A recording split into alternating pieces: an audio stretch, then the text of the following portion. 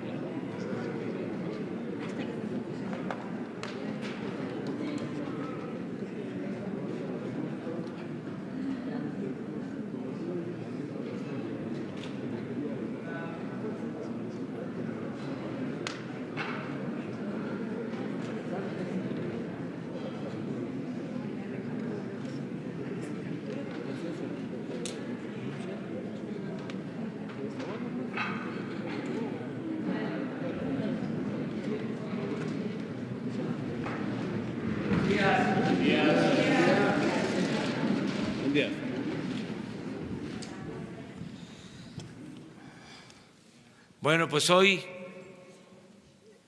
les vamos a dar una muy buena noticia. Siempre van a haber buenas noticias. Ya hasta tenemos que administrarlas, porque teníamos dos temas para hoy. También una buena noticia sobre los jóvenes, pero vamos a dejar esa información para mañana. ¿Se acuerdan que quedamos que íbamos a informar sobre jóvenes construyendo el futuro? Entonces vamos a dejar para mañana esa información.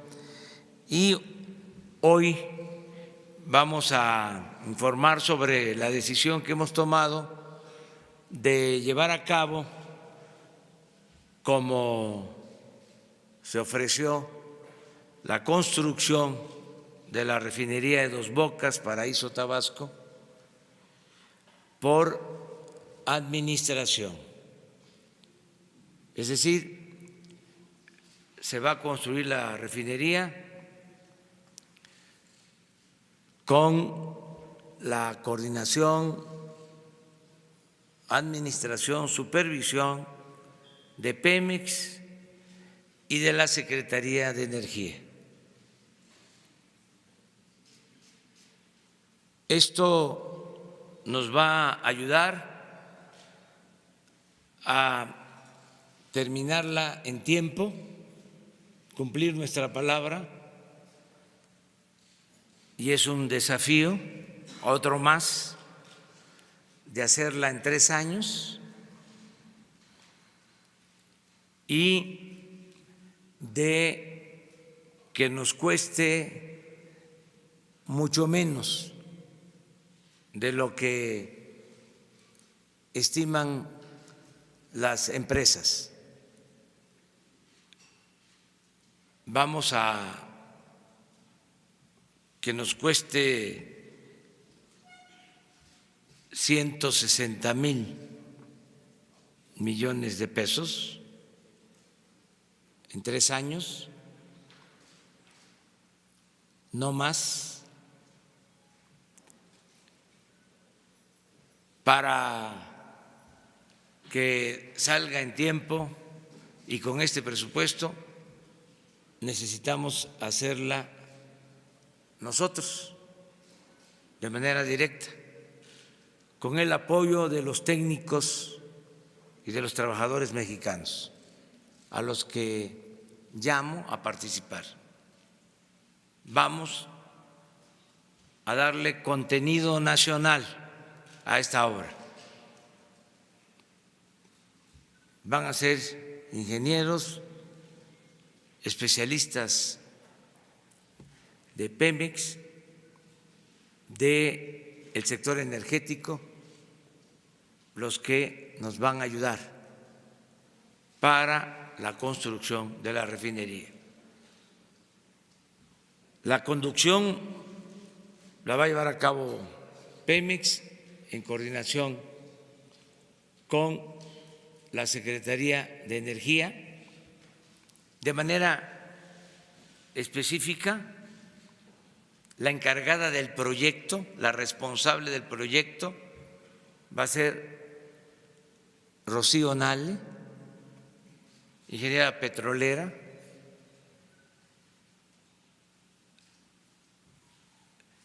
Se va a tener como sede para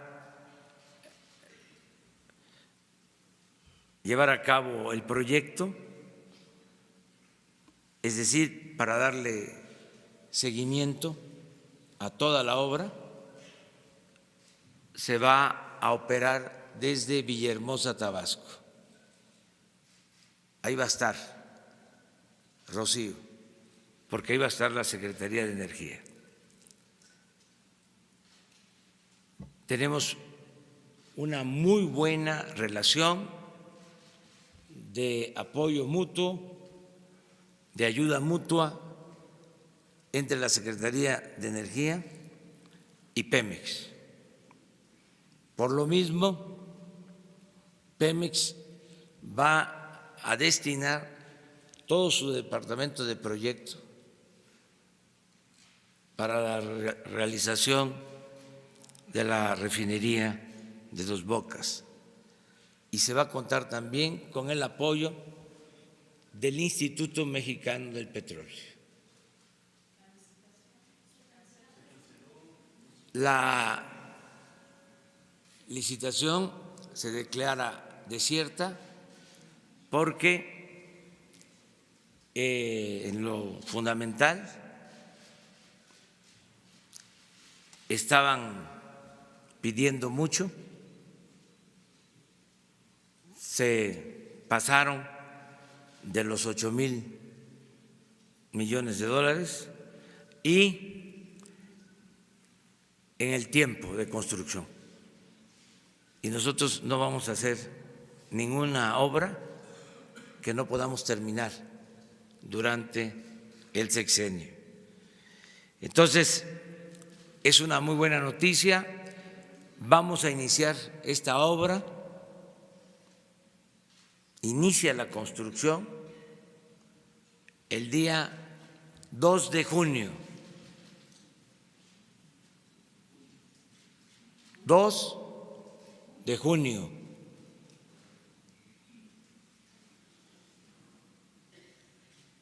Se van a crear 100,000 empleos en la construcción y va a estar terminada para mayo del 2022. Me canso ganso. Rocío va a estar despachando en Villahermosa. Pemex va a tener como sede Ciudad del Carmen, porque el principal propósito es aumentar la producción petrolera. Ya lo estamos logrando. Y yo voy a ir una vez por mes a la obra y convoco a todos los trabajadores petroleros de planta, transitorios, activos, jubilados, ingenieros, técnicos, especialistas, para demostrar de que podemos los mexicanos. Se hizo en el 38, se rescató la industria petrolera. Lo vamos a hacer ahora, no tengo la menor duda. Ahora les van a presentar toda la información. Yo estoy introduciendo, nada más, pero se les va a dar a conocer toda la información. Entonces, si les parece, les dejamos a Octavio y a Rocío la palabra. Quiero subrayar que estamos unidos, que se va a trabajar de manera conjunta. Por eso, aunque es Pemex la empresa encargada de la construcción, Rocío, secretaria de Energía, participa, es la encargada del proyecto, porque somos un equipo, no hay parcelas, no hay sectarismos. Aquí lo importante es rescatar a Pemex, porque es rescatar a la nación. Entonces, les pido por favor.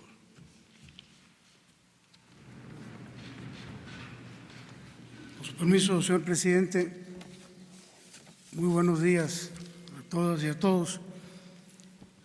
La autosuficiencia energética como principio de seguridad nacional es uno de los ejes rectores para el desarrollo económico de México. La demanda interna de petrolíferos en 2018, tratándose de gasolina, diésel y turbocina, alcanzó 1.200.000 barriles diarios, mientras que la producción promedio para el mismo año fue de 360.000 barriles. El diferencial se cubrió con importaciones, poniendo en riesgo la seguridad energética del país.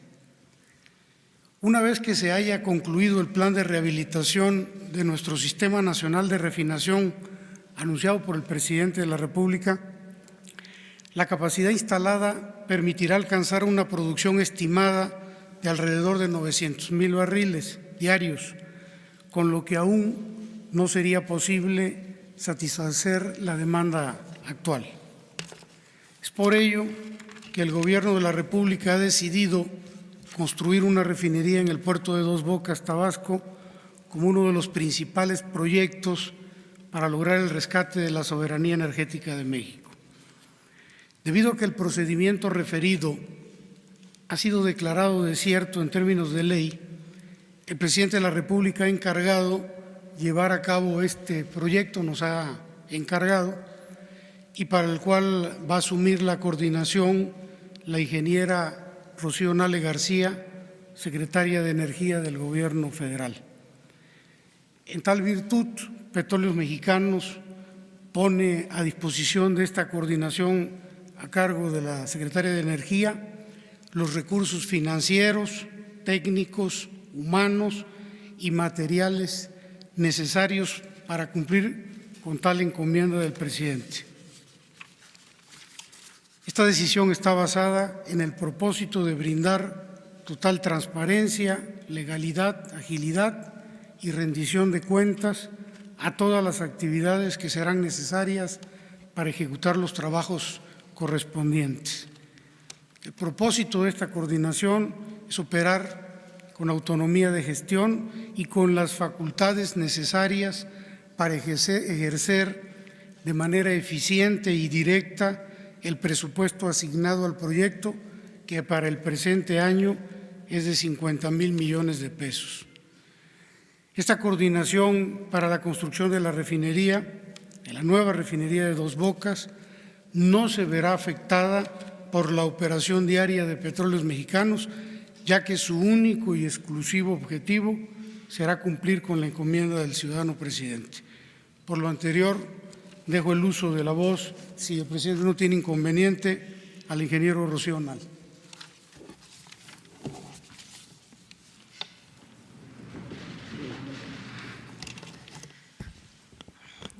Buenos días, con su permiso, señor presidente. Bueno, nada más comentarles que después del inicio de este gobierno, a 107 días de este gobierno, se hizo la licitación de una refinería. Este es un tiempo récord, nunca visto en el país. Y a 158 días de gobierno se emitió el fallo después de una convocatoria de licitación con invitación restringida a 4 empresas. De las 4 empresas, la empresa Technip manifestó su declinación a participar y las otras 3 empresas presentaron una propuesta técnica y una propuesta económica. Ayer a las 11:30 de la noche se les entregó el fallo y se declaró desierta por incumplimiento a las propias bases que se emitieron para dicha convocatoria. Por ello, adelante. Petróleos Mexicanos, en conjunto con la Secretaría de Energía, han decidido modificar la estrategia de ejecución del proyecto de la nueva refinería de Dos Bocas, Tabasco. Esta consiste en informar que la administración y el desarrollo del proyecto se realizará a través de Petróleos Mexicanos bajo la dirección de la Secretaría de Energía.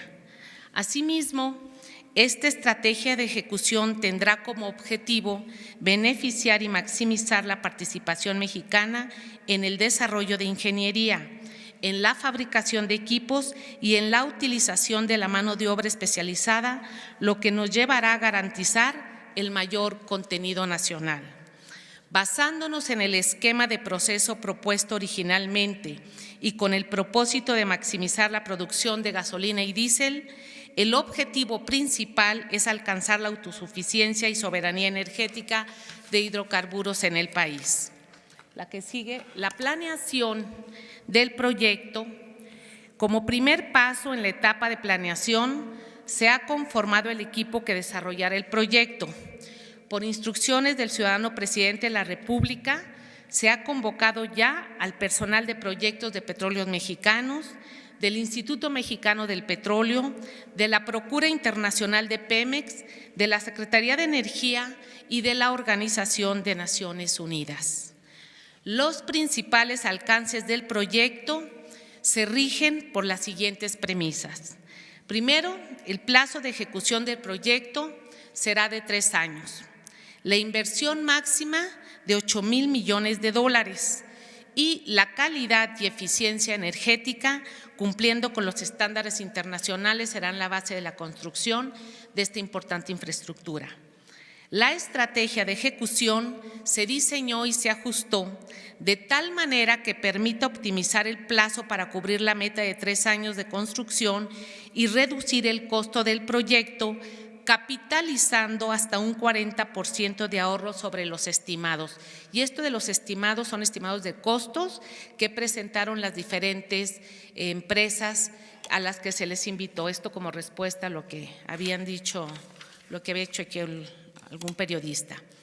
La ejecución del proyecto para la consecución de los objetivos del proyecto durante la ejecución de Petróleos Mexicanos tendrá el soporte de diversas instituciones del país, universidades, institutos y diferentes grupos colegiados.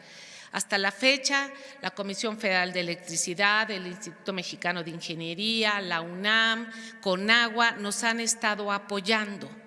A eso es cuando nos referimos a los grupos colegiados. La administración, coordinación y gerencia del proyecto será realizada por personal del área de proyectos de Petróleos Mexicanos, del Instituto Mexicano del Petróleo y de la Secretaría de Energía. Es importante mencionar que se mantendrá la ubicación del proyecto en el puerto de Dos Bocas, Tabasco, en los terrenos aledaños a la terminal marítima existente, propiedad de Petróleos Mexicanos, con el objetivo de asegurar que durante la ejecución se utilicen las mejores prácticas de transparencia y anticorrupción. Se contará con la participación activa de la ONU. La dirección del proyecto tendrá su sede en Villahermosa, Tabasco, buscando atender de manera puntual y directa todos los temas relacionados con el proyecto. Esto también era parte de lo que se pedía en las bases de licitación. Como fundamento legal, los objetivos señalados por el ciudadano presidente de fortalecer la industria nacional de hidrocarburos como base para generar valor económico, ambiental y social son motivos y fundamentos que guiarán el proyecto, de manera que permita lograr las metas planeadas de seguridad energética nacional. En este tenor, corresponde a la Secretaria de Energía, como titular del ramo, establecer, conducir y coordinar la política energética del país de acuerdo al artículo 33 de la Ley Orgánica de la Administración Pública Federal, cumpliendo con las acciones y en términos de las disposiciones legales aplicables. En el carácter de presidente del Consejo de Administración de Petróleos Mexicanos y de las empresas productivas del Estado del sector, tendré a mi cargo las siguientes atribuciones: coordinar y promover el proyecto de la construcción de la refinería de Dos Bocas, así como también establecer los lineamientos técnicos que deberán observarse en los procesos de contratación y garantizar que se cumpla con las leyes y normatividad aplicable en el desarrollo del proyecto, cumpliendo las metas establecidas de tiempo, costo y calidad. Iniciamos, como ya lo mencionó el ciudadano presidente, el 2 de junio con el acondicionamiento del sitio, la ingeniería de detalle e inmediatamente pues la instalación de lo que ya está la residencia de obra en Villahermosa, Tabasco, en el tercer piso de las instalaciones del Instituto Mexicano del Petróleo. Es cuanto, señor presidente. Pues eso es la información. A ver, Sara. Buenos días, presidente. Preguntarle, después de que 3 empresas propusieron este proyecto y no se cumplían los rangos de fecha, tampoco el costo, ¿qué le hace pensar que el gobierno podría construir la refinería en este costo que usted está planteando? Y por otro lado, bueno, pues, ¿cómo toma esta decisión? ¿Ayer se declara desierta o ya lo había previsto que se construya? Ya teníamos nosotros un plan B. No fue anoche que se decide. Es una obra muy importante. Tenemos que lograr la autosuficiencia en la producción de energéticos, en particular en gasolinas y en diésel. Lo propuse desde hace mucho tiempo. Es una contradicción, es un absurdo que tengamos petróleo crudo, tengamos materia prima y estemos comprando gasolinas, que no se haya construido desde hace 40 años una nueva refinería. Y siempre con el mismo argumento, durante todo el periodo neoliberal, porque se dejó de construir refinerías en el periodo neoliberal o neoporfirista, y siempre hablando de que era mejor comprar la gasolina, como lo hicieron en el caso del abandono al campo, esgrimiendo de que era mejor comprar los alimentos en el extranjero, en un mundo globalizado. Entonces, nosotros vamos a cambiar esa política y vamos a producir en México lo que consumimos y vamos a ser autosuficientes en producción de gasolinas. Entonces, necesitamos esta refinería. Tenemos un estimado de costos, por eso se habló de 8,000 millones de dólares desde el principio. ¿Cuál es la cotización de estas empresas? Unas 10, otras 12,000, en ese rango. Les van a presentar toda la información, pero se pasan de los 8. Y también en el tiempo. Creo que solo una se comprometía a tener la refinería en el 23, y eso no nos da seguridad. Otra hasta el 25, y no vamos a dejar obras inconclusas en el gobierno. No va a suceder lo que estamos nosotros heredando, de que hay cientos de obras inconclusas, paradas, porque se iniciaron de manera irresponsable, sin planeación y sin que se garantizaran los recursos. En el caso de esta obra, tenemos disponibles 50,000 millones de pesos. O sea, ya tenemos la tercera parte del presupuesto. No deuda, sino ingresos propios. Ya se tienen estos 50,000 millones para iniciar y vamos a avanzar. Se tiene el proyecto ejecutivo, falta definir proyectos específicos. Vamos a llevar a cabo por administración la obra, pero van a haber algunas partes que se van a licitar para que empresas nacionales, incluso extranjeras, participen siempre y cuando nos mantengamos en los límites, en los precios, que no haya abusos, y si no se ajusta, se hace de manera directa. Así era antes en Pemex. Las refinerías las hicieron los técnicos mexicanos y en cada refinería hay talleres, de ahí se elaboraban hasta las piezas para el mantenimiento. ¿No qué pasa? Que con la política neoliberal todo se convirtió en contrato, todo. Entonces, este es un regreso a que el gobierno pueda llevar a cabo obras por administración directa,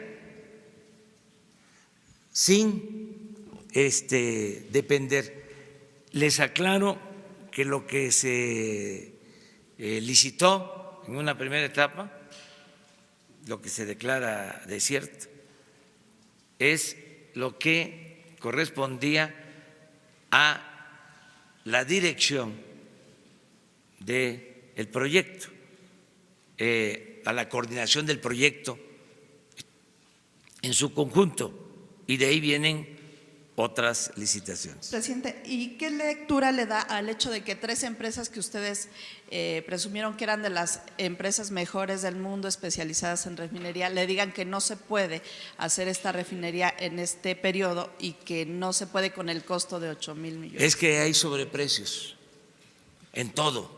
¿Y en el tiempo? También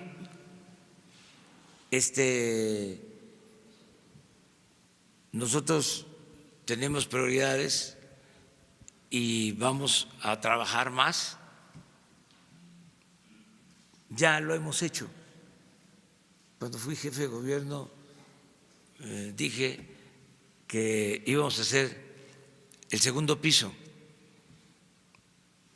y que lo íbamos a hacer en un tiempo, y cumplimos en el tiempo, creo 1 año, año y medio, y salió, y con costos razonados o razonables. Entonces, no tenemos ninguna preocupación, va a salir y es un desafío, pero tenemos que hacer la refinería, y por eso se decidió tomar esta decisión. Hugo Páez de Impacto, Diario, Televisión y Revista. Entiendo entonces que Pemex va a ser la dirección de proyecto y la dirección de obra. Sí. En este caso, pues estamos hablando posiblemente de decenas o cientos de contratistas o subcontratistas que estos se van a licitar, que es lo que Sí. está comentando. Pero, y habla también del sobreprecio, nada más que en las licitaciones abiertas, no tan restringidas como se hizo esta, pues es el propósito, el sobreprecio, llegar a una cantidad justa de la persona ganadora o de la entidad ganadora. En este caso, el hecho de que se haya restringido a 4 y que al final de cuentas hayan quedado 3, no limitó esta oferta de la ingeniería en el mercado, no limitó esto, No. el hecho de que hayan sido 3. Esa es una pregunta. Y la otra es pues me imagino que esta licitación que se va a hacer en tiempo y todo, pues que es aventurado, como dice la compañera, en el sentido de que usted mismo lo dijo, Pemex no ha hecho una refinería desde hace 40 años. Entonces, la experiencia y la diversificación que hay ahorita en la tecnología, ¿cómo la va a contratar o cómo la va a adquirir Pemex en este caso? Bueno, primero decirles que cuando se decide que sean estas empresas es por la seriedad, porque hay muchas empresas y parte de la corrupción que imperó tuvo que ver con dar contratos a gente que no tenía nada de experiencia, ni tenían empresas. Los domicilios que presentaban eran a veces hasta de casas particulares, en colonias, pero tenían influencias y por la corrupción les daban el contrato. Eso lo saben ustedes y es de dominio público. Estas empresas se dedican a eso, a la construcción de refinerías. Entonces, por eso se decidió seleccionarlas, porque tienen experiencia en la construcción de refinerías. Si se abría, iban a salir posiblemente empresas que presentaran ofertas de terminar la refinería en 3 años y hasta a lo mejor en menos de 8,000 millones de dólares. Pero íbamos a tener en los hechos el problema de que no iban a tener capacidad técnica, profesional, ni recursos suficientes para llevarla a cabo. Eso aclara el por qué se recurrió a estas empresas. El sobreprecio al que yo hago referencia es de que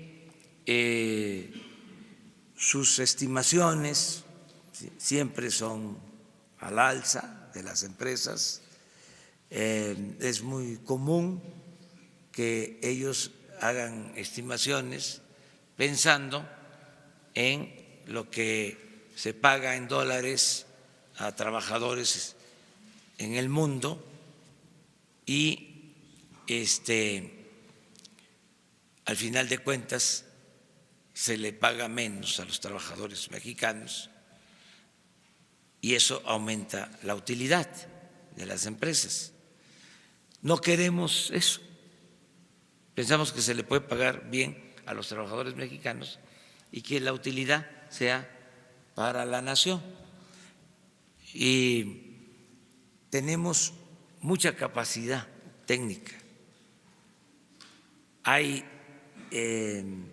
refineros, expertos mexicanos, que nos dan la seguridad de que vamos a poder tener la tecnología, los elementos técnicos para construir la refinería. Fíjense cuánta capacidad tienen los técnicos mexicanos que se esmeraron estos tecnócratas corruptos en destruir a Pemex y avanzaron en la destrucción de instituciones como el Instituto Mexicano del Petróleo, que era ejemplar. Sin embargo, se mantuvo el Instituto Mexicano del Petróleo. Y todavía, a pesar del abandono, los técnicos del Instituto Mexicano del Petróleo están creando nuevas tecnologías que ponen al servicio de empresas, incluso que se utilizan en empresas petroleras del mundo. Sí tenemos capacidad, esa es la respuesta. Y hago un llamado a todos los trabajadores petroleros y en particular a los especialistas en refinación. La última refinería que se construyó fue la de Salina Cruz, hace 40 años. Bueno, precisamente yo esa experiencia. yo le comento a Rocío, vamos a hacer una investigación. Ya me están escuchando ahora. Además, he hablado con ellos. Es que llevo visitadas 5 de las 6 refinerías. Estuve en Salina Cruz. Entonces, he estado hablando con los trabajadores. Esto no sale así de la noche a la mañana. Esta es una reflexión colectiva y hay quienes trabajaron en esa refinería, hicieron esa refinería. Yo se les hablaba de Celestino, que tiene, decía yo, 80 años, y dice, acepto, ya por decreto tengo 80 años, pero la verdad, licenciado, es que estoy por cumplir 90. Entonces, es el mejor refinero que tiene este país, el mejor, y va a estar con nosotros, nos va a apoyar. Pero vamos a ver del directorio, de los que trabajaron, y además, repito, me están escuchando. Además, como los han menospreciado, ahorita deben de estar muy contentos. De los que trabajaron, que eran jóvenes, que estaban saliendo de las escuelas de ingeniería, que trabajaron ahí, que siguieron en Pemex, que ahora son jubilados. Además, no se hace una refinería desde hace 40 años, pero las que se hicieron se han estado rehabilitando. Es una escuela permanente de formación de profesionales. Entonces, no es asumir que que la forma en que se hacía hace 40 años, no es asumir que ahora se pretenda, pues digamos, echar mano de esa experiencia de hace 40 años que hoy debe de estar completamente evolucionada. Por sí, eso estas hay compañías, nuevas tecnologías que tiene el Instituto Mexicano del Petróleo, que ya se dominan, pero se tiene la experiencia.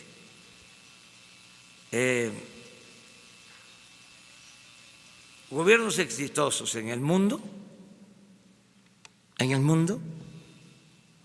están ahora, que son de los cambios que se están presentando, están valorando mucho la experiencia,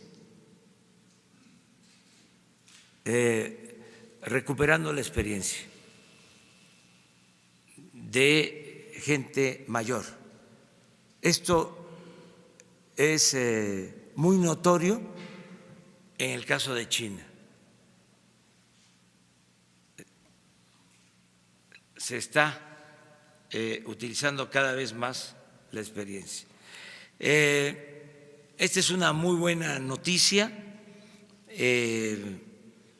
y vamos hacia adelante. No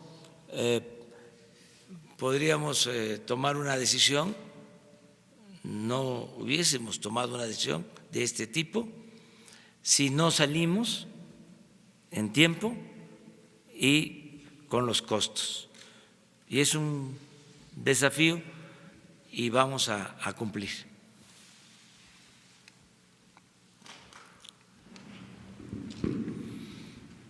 Gracias, señor presidente. Para hacer hincapié también en este tema de los tiempos, 3 años que son los que se espera ya tener la operativa. Ahorita nos comentaba que ya tienen el proyecto ejecutivo. ¿Ya se tenía entonces el proyecto hecho o es parte de lo que se tiene que iniciar? Porque si se estaba licitando, quiere decir que todavía no existía el proyecto ejecutivo, apenas se iba a realizar, se estaba licitando, me imagino que era parte de ello. Quiero saber si ya existe y si lo podemos conocer, qué características va a tener esta refinería. Y el asunto de los tiempos, insisto, 3 años sí es viable. ¿Usted piensa que con todo este apoyo que está usted pidiendo, con toda la tecnología que nos dice que sí existe, está dispuesto, en las palabras que usted dice comúnmente, a ponerse esa camisa de fuerza de los 3 años para concluirlo en mayo de 2022? Sí, como el aeropuerto va a estar en el 21. O sea, tienen nuestros adversarios muchos elementos. O sea, nosotros estamos aquí para transformar y por eso estamos trabajando 16 horas diarias, porque tenemos que cumplir con nuestros compromisos y además queremos dejar sembrada una forma nueva de gobierno, distinta de gobierno. De modo que si los conservadores, tocó madera, regresaran, que les cueste trabajo dar marcha atrás a lo logrado. Entonces, por eso el avance, por eso estamos trabajando mucho y vamos muy bien, van saliendo las cosas. Señor, otra par de preguntas, si me permite, en otros temas. El tema de la reforma educativa, ayer se pospuso para hoy la discusión. ¿Cuál es la expectativa que tiene usted desde el gobierno de que se logre en el Congreso? Ojalá y se apruebe. Tengo la información que en el Congreso va avanzando la nueva reforma para cancelar la mal llamada reforma educativa. Hay un partido conservador que se opone, pero pues es natural, esa es su postura y se respeta. Afortunadamente se están obteniendo los votos para que se apruebe la reforma educativa, la nueva reforma educativa, y desechar la reforma educativa impuesta desde el extranjero, para no decir más. Solo eso. Y la tercera, señor, respecto al tema de migración. Estados Unidos sí dice que México se tiene que hacer cargo del pago de la seguridad de todos los migrantes que están siendo repatriados hacia nuestro país, sobre todo en la zona de Tijuana. Hay una cantidad importante de inmigrantes que están ahí y se ordena que México se haga cargo de su seguridad.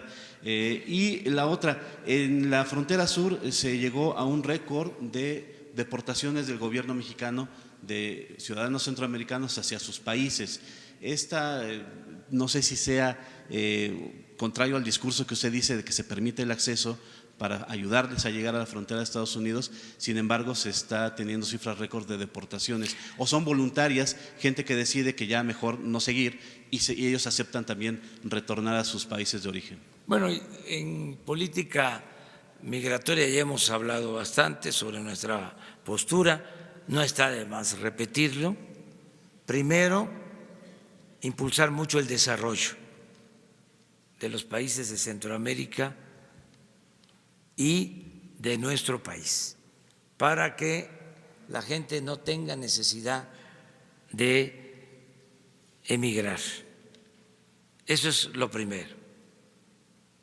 De ahí la importancia que tienen los programas para el desarrollo.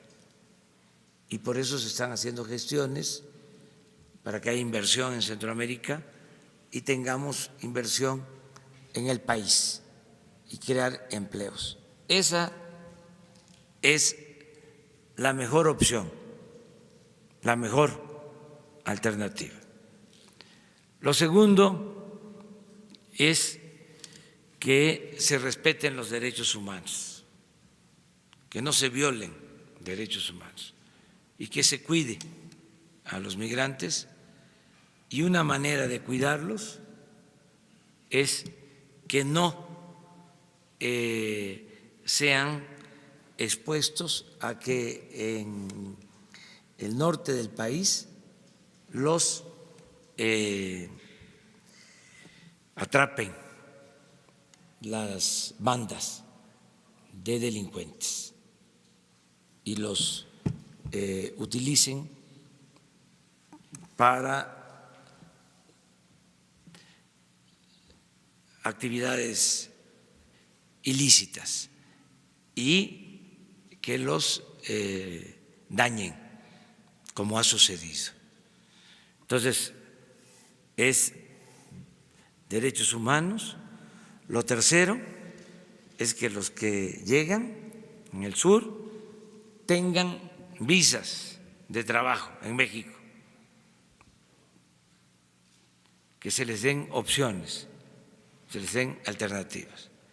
Y también, al mismo tiempo, que sea una migración ordenada, que no haya personas que trafican con migrantes, como suele suceder, y que de conformidad con la ley pueda atenderse este asunto. Quiero también comentarles que es permanente la comunicación con el gobierno de Estados Unidos. Acaba de estar en Estados Unidos Marcelo Ebrard, hoy me va a informar sobre sus encuentros con funcionarios del gobierno de Estados Unidos. Estamos actuando con mucho cuidado, con mucha prudencia. Hay circunstancias especiales, ya he hablado de eso, de que hay elecciones en Estados Unidos. Son factores que deben de tomarse en cuenta para entender muchas cosas. Lo otro que se está presentando es que no se ha logrado un acuerdo comercial entre Estados Unidos y China, y esto genera también una situación especial. México tiene que actuar, el gobierno de México tiene que actuar con mucha prudencia, lo estamos haciendo labor para conseguir que haya un acuerdo de cooperación para el desarrollo. Estamos defendiendo al mismo tiempo el que se firme el Tratado de Libre Comercio, el que no haya limitaciones a los productos de México que se exportan a Estados Unidos. Estamos trabajando en eso. No puedo decir más, quizá comentarles que vamos muy bien, hasta en temas complejos. Tenemos muy buenos negociadores. Nuestro representante Jesús Seade es un profesional, es un experto, me está informando constantemente y vamos bien, vamos bien. Por eso la prudencia, no vamos a pelearnos, vamos a seguir manteniendo una política de respeto mutuo y de amistad. Señor, nada más para insistir en el asunto del proyecto ejecutivo que decía que ya tiene de la refinería de Dos Bocas, si nos puede proporcionar la información. Sí, miren, yo considero que para que tengan toda la información, porque a nosotros nos conviene, porque nuestros adversarios, los conservadores y la prensa fifí, siempre distorsionan las cosas. Entonces es mejor que tengan toda la información, todos los elementos. Y le voy a pedir a Rocío y a Octavio. No, pero no solo el sitio. Un sitio en internet para que tengan acceso, que está ya permisos, documentos que presentó que ya está. A ver, explica, pero de todas maneras, mi sugerencia respetuosa es que tengan, después de que ya conozcan ustedes los documentos que están en las redes, que se vuelvan a encontrar para aclarar todas las dudas, porque sacan de contexto cosas y es mejor la información, a que no se dé pie a la manipulación.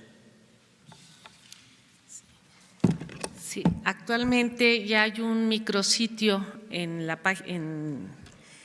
Secretaría de Energía donde ustedes pueden tener acceso para ver todos los documentos, permisos, planeación, la ingeniería básica que presentó Petróleos Mexicanos, esa la declaró en el derecho industrial, porque así lo hacen todas las refinerías del mundo, tienen un derecho o una, más que nada, resguardo industrial que lo pidió Petróleos Mexicanos, está atestado, pero ya todo lo que presentó para que se le diera el permiso ya está y ya pueden acceder a él. Lo que no esté disponible es por propia ley de que Pemex reservó el derecho por confidencialidad industrial, a lo que tiene derecho. Pero aún así, sí, hasta con esa información reservada, porque no tenemos nada que temer, sí, nada, hacer los trámites para que todo el proyecto sea transparente, todo, y que den un tiempo, aquí se ponen de acuerdo con Jesús, una vez que tengan ya toda la información, otro encuentro ya con Rocío y con Octavio. A ver.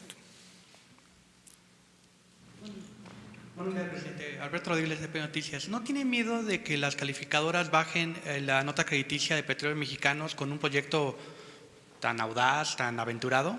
Eso por un lado. Y por otro lado, cuando se encarga a una empresa privada, cuando se licita un proyecto de esta naturaleza, bueno, existen repercusiones legales en caso de que no se cumpla en tiempo y forma. Aquí, ¿quién va a tener esa responsabilidad legal? No hay ninguna responsabilidad, está establecido. No, me refiero a que qué tal que la refinería queda en 2023, ¿a quién se le va a poder reclamar? Pues a nosotros. O sea, imagínense. Pero, ¿y habrá consecuencias legales? Como si se hubiera hecho una. O sea, desde luego. O sea, aceptamos el desafío. ¿Y sobre la nota crediticia? Pues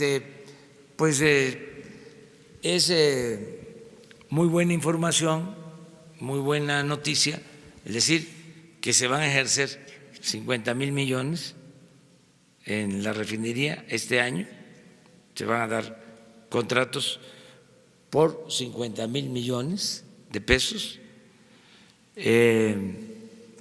que además ellos tienen información, y aprovecho para decirlo, y ojalá y ustedes lo puedan constatar, ya empezó la recuperación de la producción en Pemex, porque ¿qué es lo que hacen?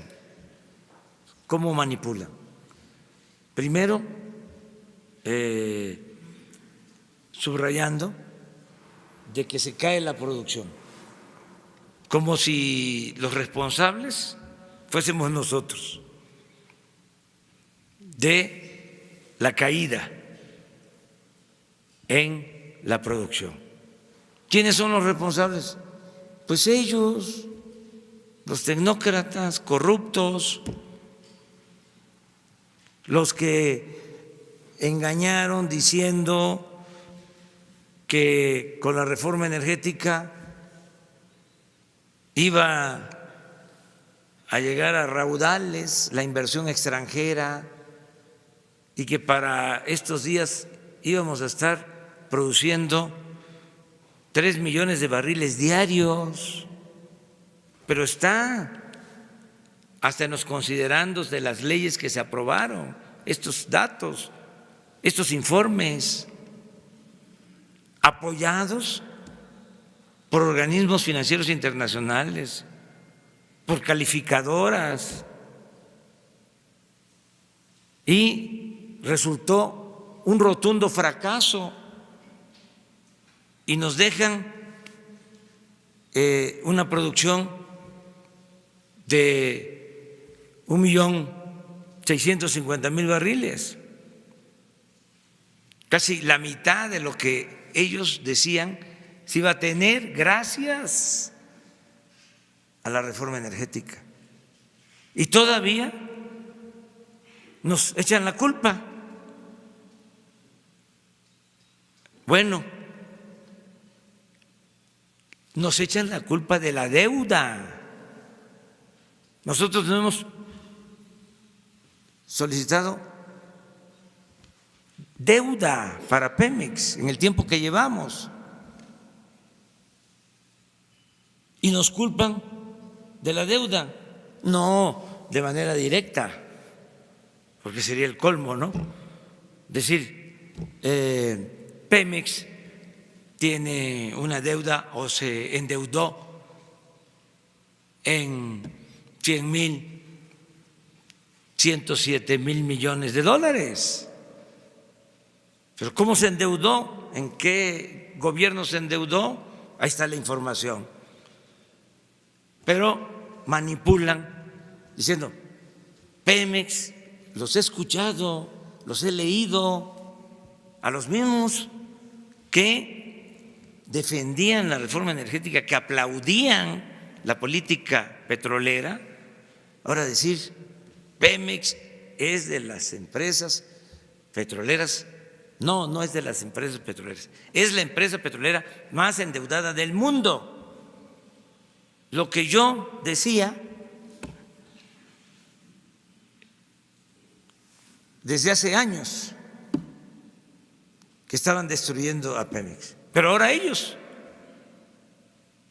Entonces, por lo mismo, no tiene Pemex viabilidad, no va Pemex a salir adelante. Y les aceptamos el desafío y les decimos, vamos a sacar a Pemex adelante. Y ya lo estamos logrando. ¿Por qué? Porque venía así la caída. Vean el último reporte de Pemex. ¿Sí? Ya se estabilizó la producción, ya hay un pequeño repunte, ¿sí? Vamos hacia arriba, pero como ya no les va a funcionar esa lanzada, como ya no van a tener argumentos, pues se van a buscar por otro lado. Pero por eso nos importa mucho que haya información y que toda la gente sepa qué está sucediendo, porque yo no veo en los periódicos, ¿no?, una gráfica sencilla, y aquí la vamos a seguir poniendo,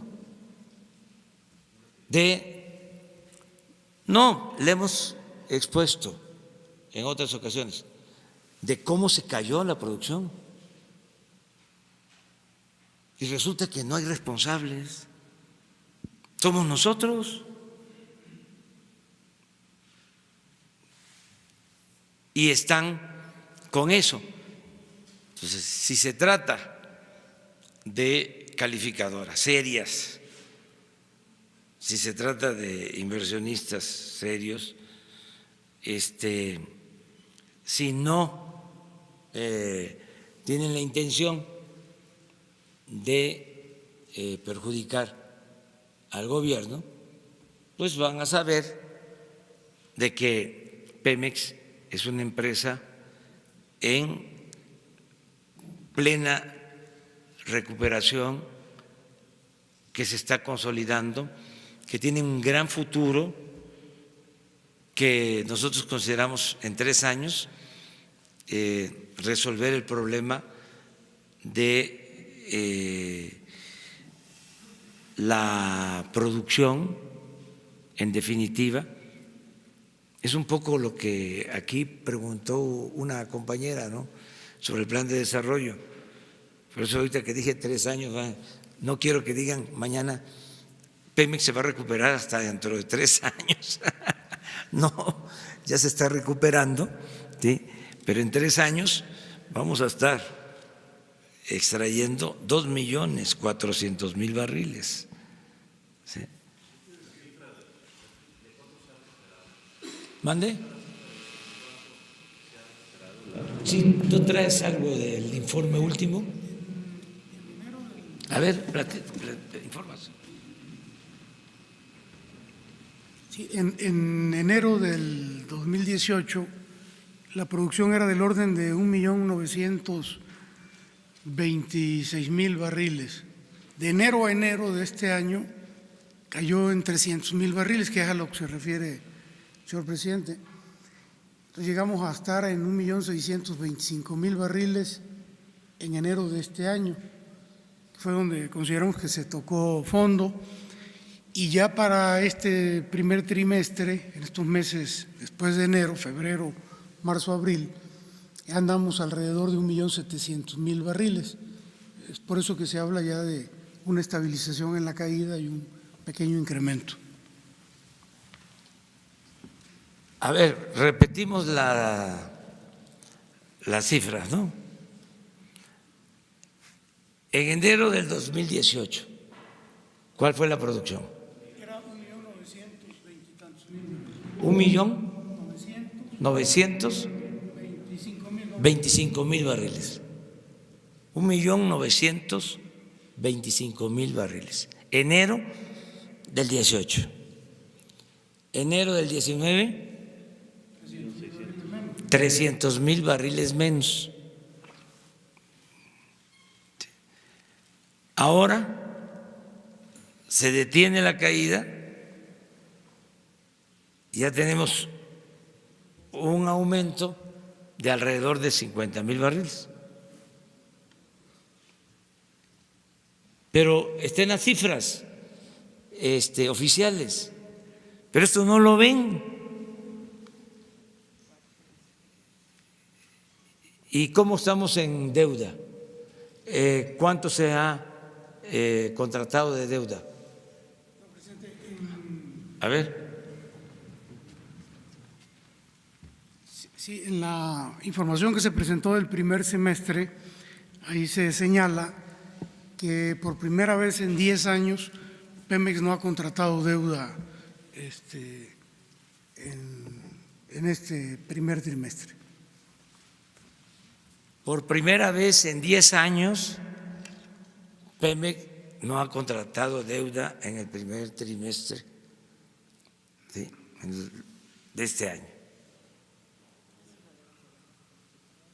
Entonces, todo esto lo saben las calificadoras y yo les aseguro que Pemex se va a fortalecer. Además, la deuda de Pemex es como si fuese deuda soberana. También, para que quede claro, tiene todo el respaldo del gobierno federal.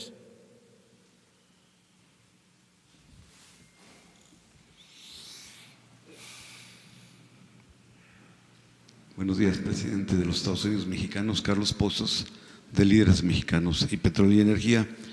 Presidente, estuve ausente y estuve en Estados Unidos en el Congreso Mundial del Petróleo Offshore and Technology and Conference, conocido como OTC, y le tengo información al respecto. Pero antes que nada tenemos un colega distinguido, especial, y quisiera mi primer pregunta dársela pues, a mi compañero peruano Belmont. Si puedo darle mi primera pregunta y nada más hacerle otra. ¿Puedo darle el micrófono?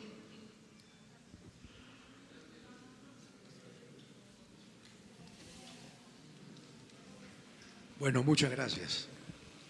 Señor presidente, vengo desde Perú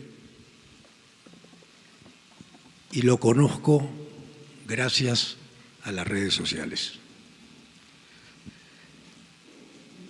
En mi país el silencio ha sido cómplice para no destacar lo extraordinario de lo que significa la gran transformación, cambiar la forma de pensar de un país.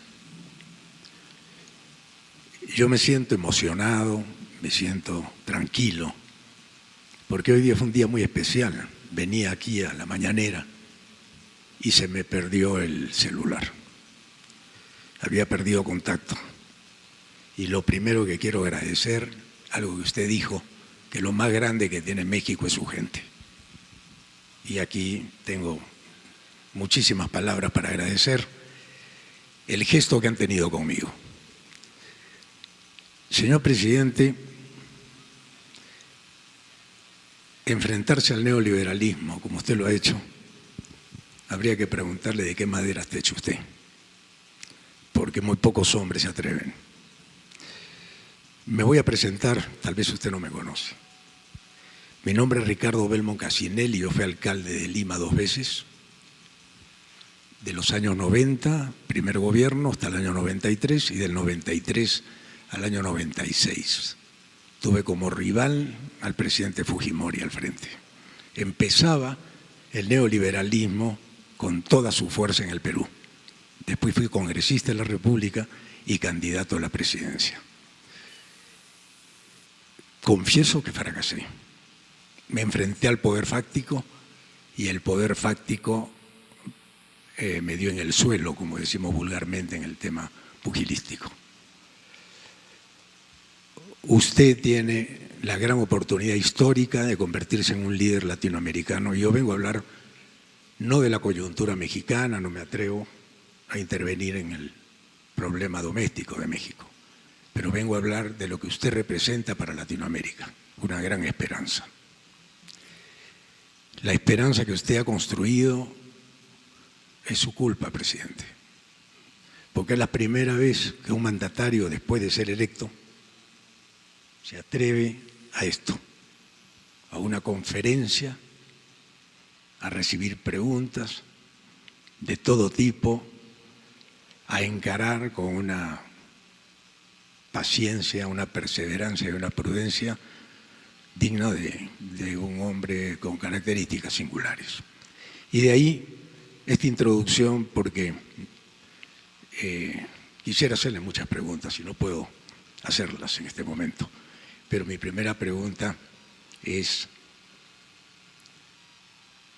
¿usted sabe lo que está trascendiendo a ir contra la corriente después de 36 años, donde nos hicieron creer, por ejemplo, ahora que escucho de Pemex, que no estamos capacitados nosotros para manejar lo que hicimos? ¿Quién hizo Pemex? ¿Quién hizo Pemex? ¿Y por qué se habla ahora de que vienen que venir otros a reemplazar a los mexicanos que hicieron este gran país, al cual admiro, respeto y quiero, porque a los 17 años por primera vez mi padre me trajo acá para que conociera la televisión, la radio que en esa época empezaba? Fui director de un medio de comunicación durante 36 años y llevo en el periodismo 46. He visto todo y quiero que usted tenga éxito, porque solamente los errores que cometí yo pueden servir para que usted tenga éxito. El primer poder, y lo decía un dueño de un periódico importante de la Argentina, dueño del diario El Clarín, decía de manera peyorativa que si él pensaba algún día ser presidente, dijo: no, ese es un puesto de segunda categoría. Es el dueño de Clarín, señor Mañeto de Clarín. El cuarto poder del Estado hoy día es el primer poder del Estado, y si no hay una prensa equidistante que balancee a lo que ustedes le llaman los fifís, yo los conocí, en mi país le decimos los mermeleros, con el perdón, porque no quiero ofender a nadie aquí, simplemente contar la historia de que Perú y México pareciera que nuestra historia, nuestras tradiciones, la conquista, todo es lo mismo. Yo camino por la calle, hablo con un mexicano, estoy hablando con un peruano.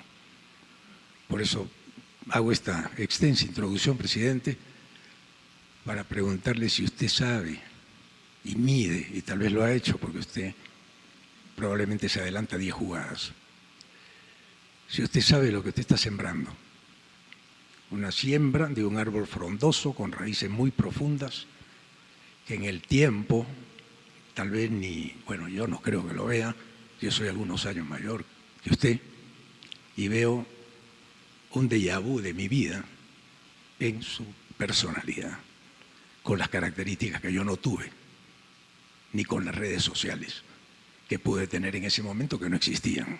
A mí me liquidó la prensa.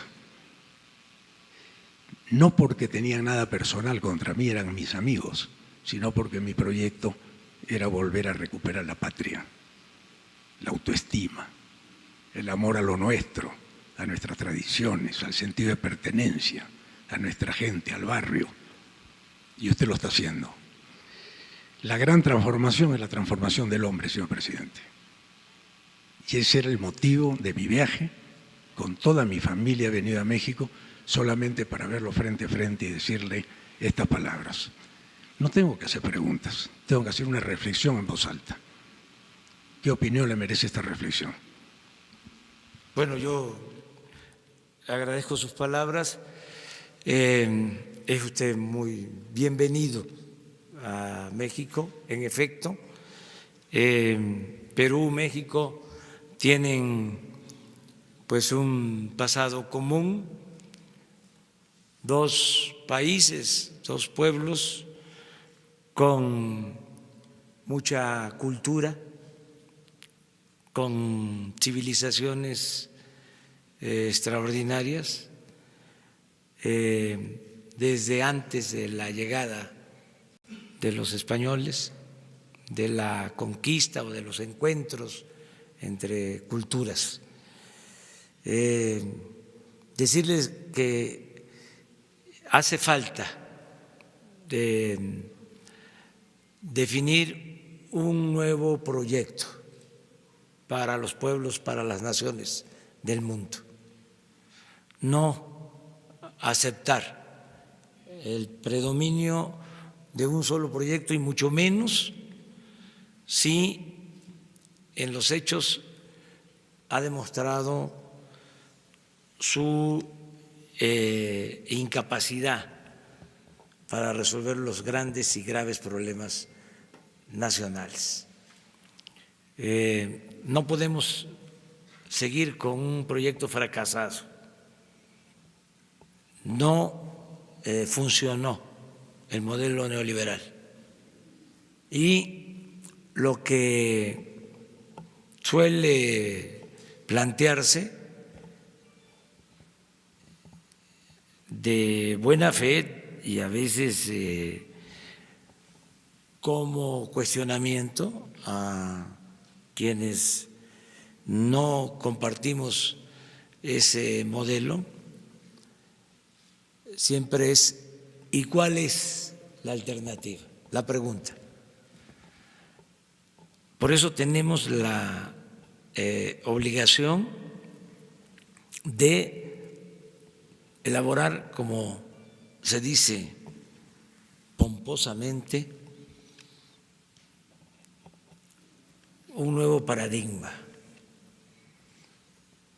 que no es más que presentar un proyecto nuevo que recoja los sentimientos de nuestro pueblo y que no olvide la historia,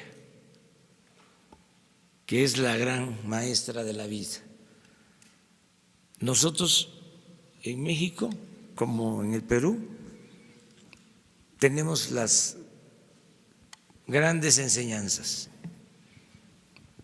A nosotros nos enseñó Morelos desde hace más de 200 años que había que luchar por la igualdad.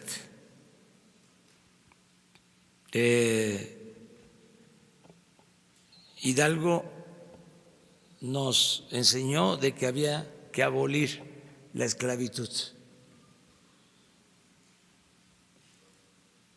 Tenía una frase Hidalgo, decía: los pueblos que quieran ser libres, lo serán. Juárez nos enseñó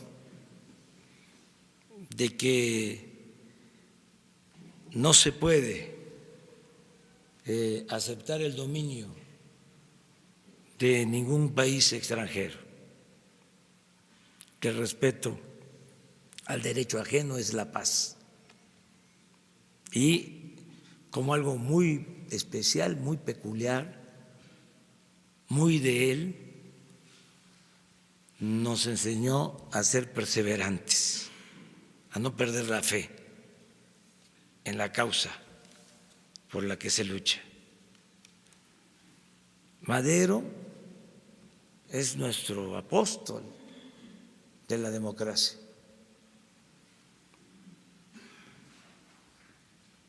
En un tiempo en que nadie hablaba de eso, ni se creía que eso significara una opción, una alternativa, él planteó de que la democracia era la salida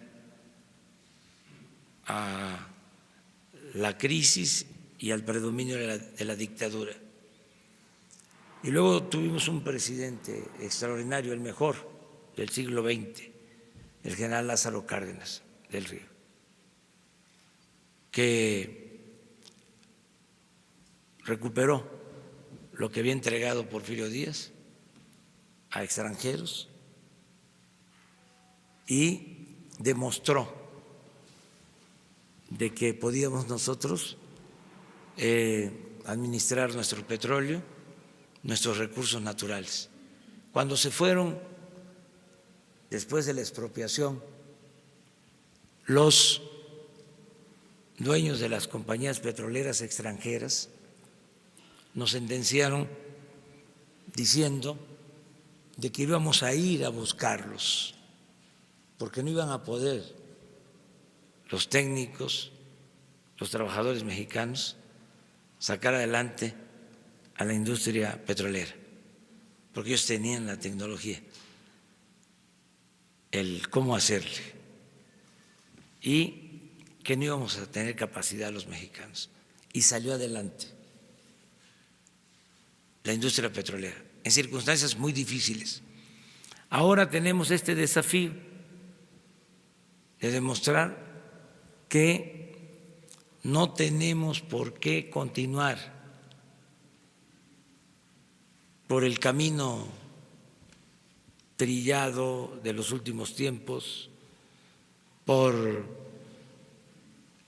este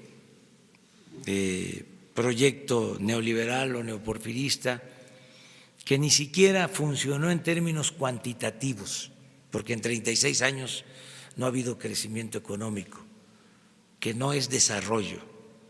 En 36 años México retrocedió, no avanzamos, no hubo crecimiento económico como lo hubo en otras épocas. En 50 años antes de que se impusiera la política neoliberal, la economía de México creció a una tasa promedio anual del 6%, y en el periodo neoliberal, en 36 años, en promedio 2%, y aumentó como nunca la corrupción.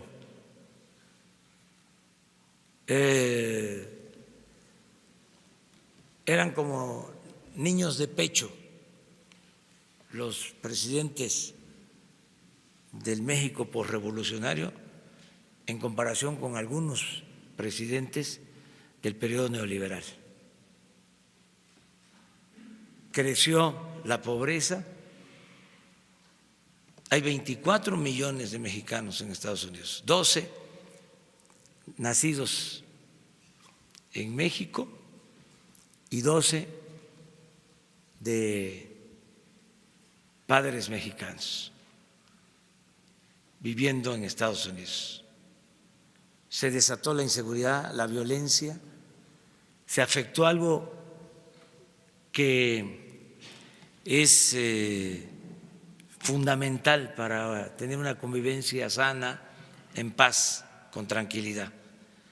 Se rompieron familias, hubo mucha desintegración familiar, se afectó el tejido social, se abandonó a los jóvenes.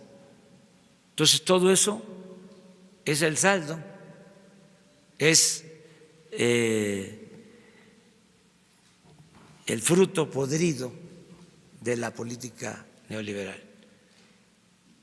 Y tenemos que cambiar esa política, llevar a la práctica una nueva política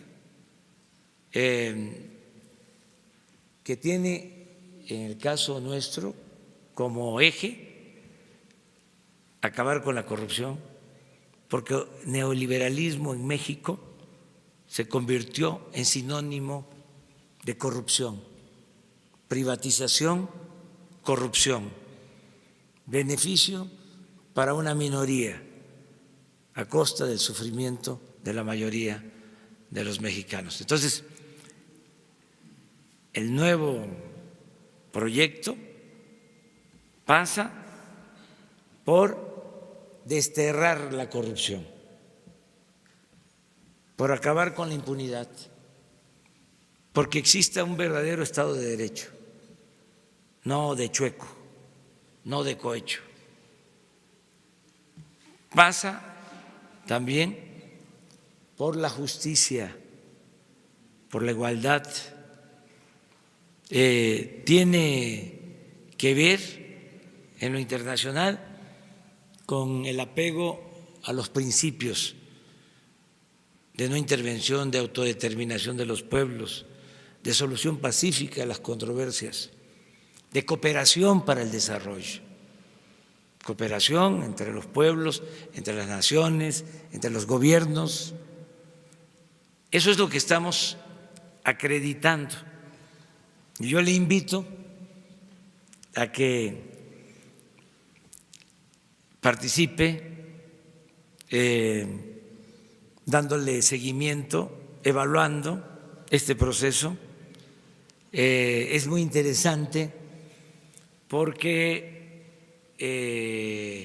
hay desafíos y apuestas en el sentido de que no vamos a poder, y nosotros decimos sí, sí se puede.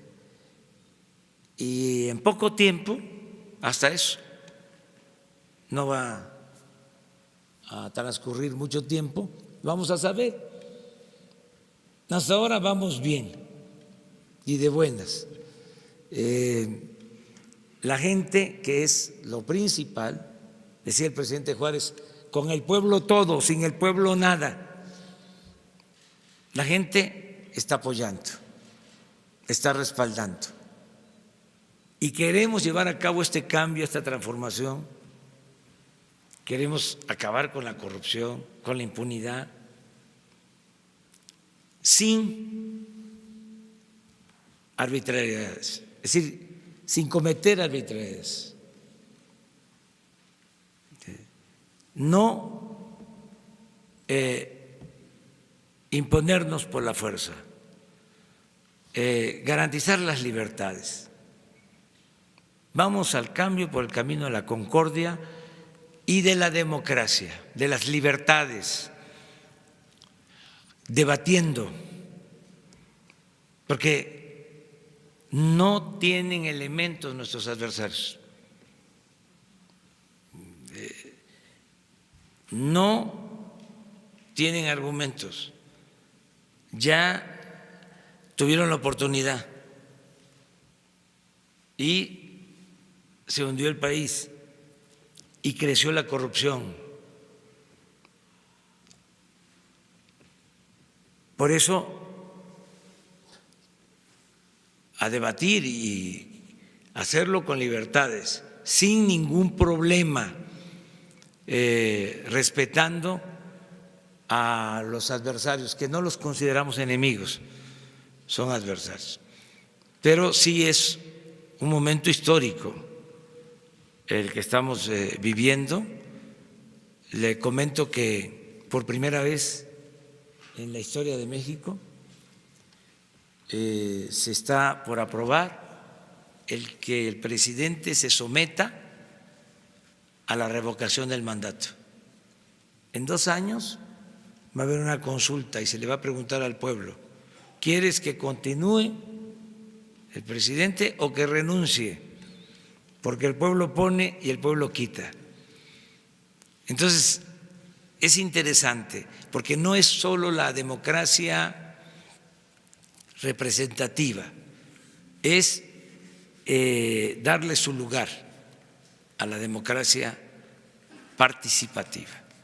Entonces, es todo lo que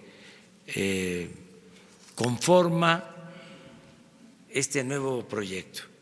Democracia con libertad y dimensión social. Y muchas gracias. Muchas gracias.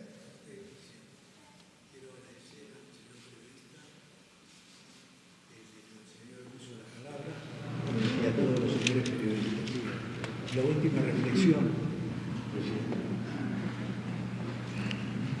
Yo creo que no hay contagio más intenso que el ejemplo. ¿No hay micrófono?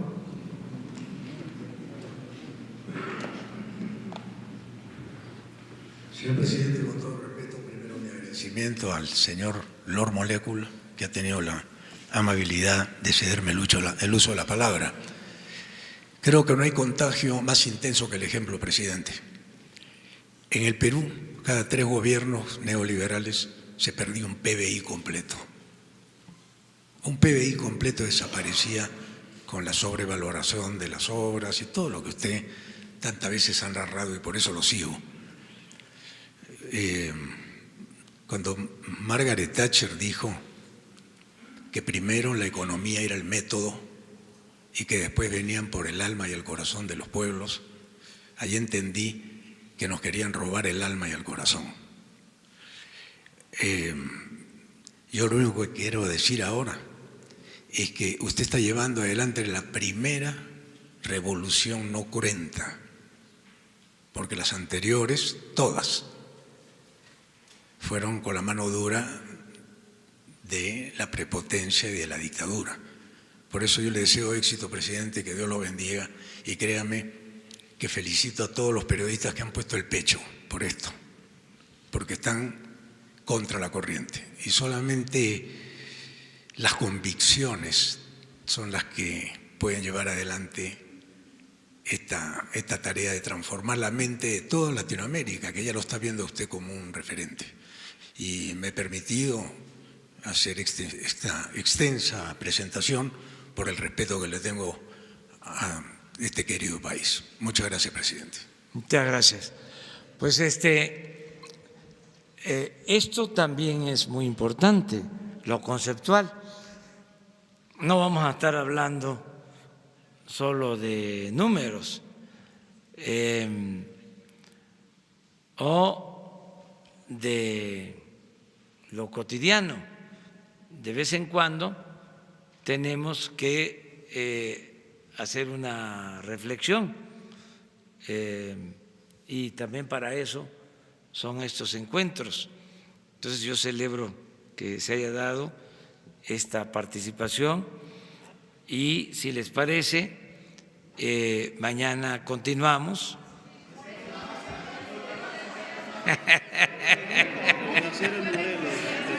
¿Cómo? Ah, no, muy lamentable. ¿Qué informe le dieron hoy en la? Muy lamentable. ¿Asignarán Guardia Nacional Especial al Estado? Sí, en todo el país. Hace falta. Es que no había protección para los ciudadanos en el país. Esa es otra cosa que no se quiere aceptar o no se escucha. No había protección, no había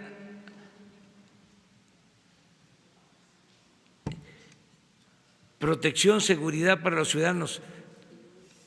No existía la seguridad pública,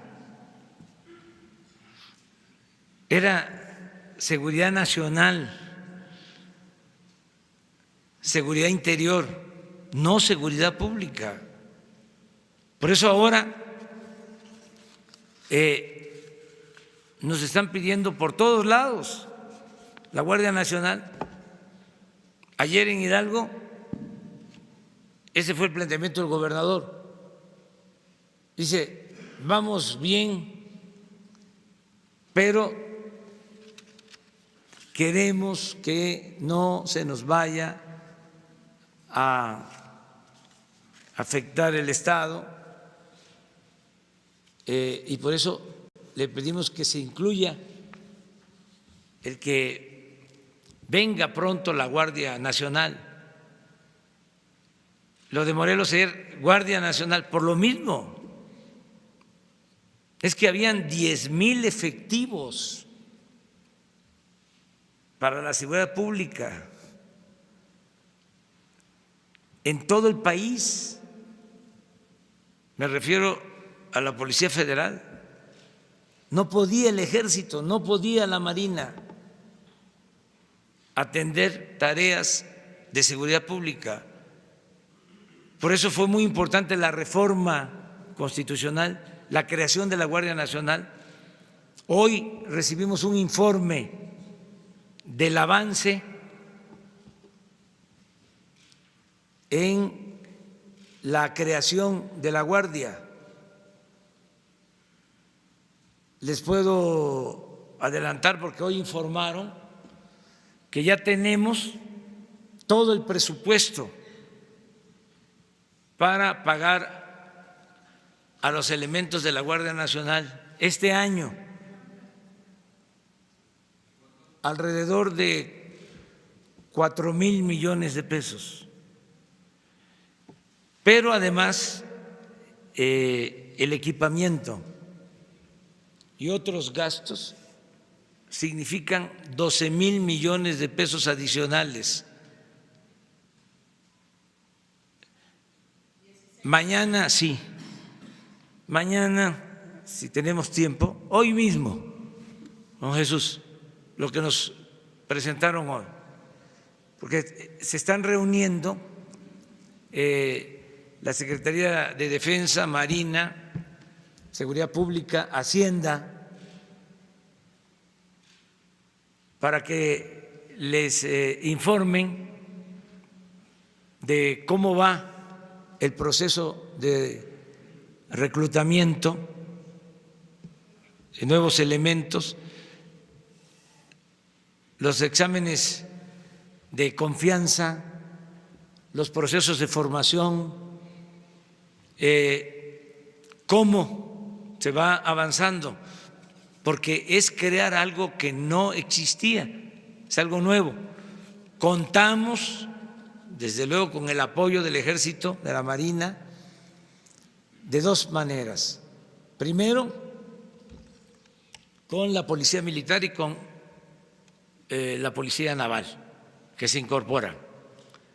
Pero también están ayudándonos estas instituciones para convencer a elementos de las dos instituciones a que formen parte de la Guardia, lo que podríamos decir los veteranos que ya están en funciones en el Ejército, en la Marina, que nos ayuden para que lo más pronto posible tengamos el número de elementos que se requieren. Tenemos que cubrir todo el territorio con 266 coordinaciones. Estamos hablando de alrededor de 120, 150,000 elementos. Y necesitamos para este año terminar con 150 coordinaciones en el país. Pero miren, volvemos a lo mismo. ¿Qué pasa en Morelos? El que asesina, un joven, por una cantidad, si son ciertas las versiones, de muy poco monto, 5,000 pesos. Fíjense a lo que llegamos por abandonar a los jóvenes. ¿Qué hicieron? Nada más llamarles ninis.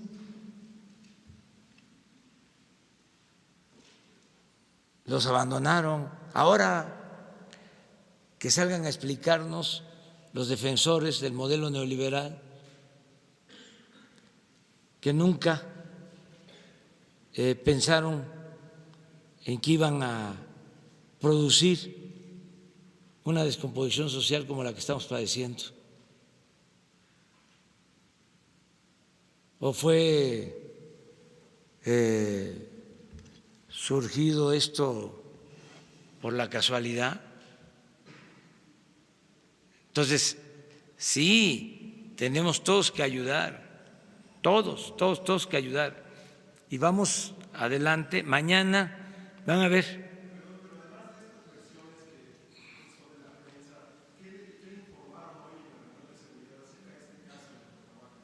Eso en general, eso que le estoy diciendo, que un enfrentamiento entre grupos y que se presume que uno de los grupos contrató a este joven, pero esa es una versión, vamos a decir, una hipótesis. No se puede dar como un hecho hasta que la autoridad competente no haga toda la investigación e informe. No, pero sí me informó el secretario de Seguridad Pública. Sí. Hoy les informan sobre lo de la guardia. ¿Cuánto? ¿No tienes el cuadrito? Vamos a ponerlo de una vez. Vamos a esperar. Que es interesante.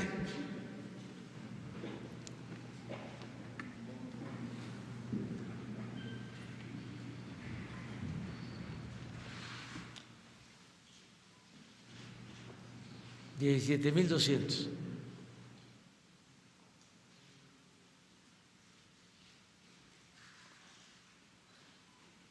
Pero está dividido, ¿no? En lo que tiene que ver con personal. Hay otro. Ahí está.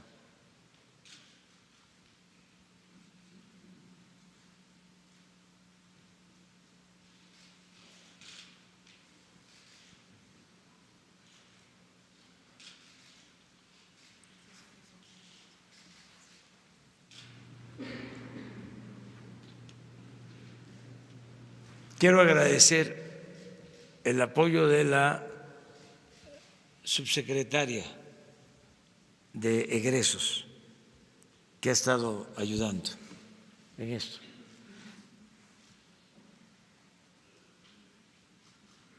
Ahora hay otro que tiene que ver con la operación, que es el presupuesto mayor.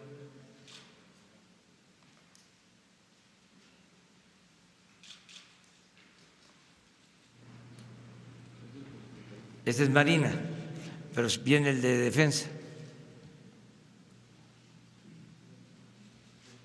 Marina, ahí está.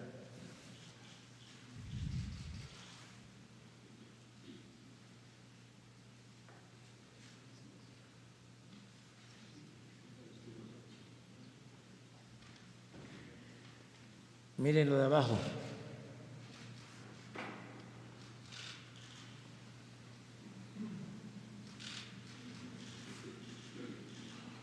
Y ya estamos, pues por eso se planteó, pero tenemos resuelto lo del presupuesto para este año.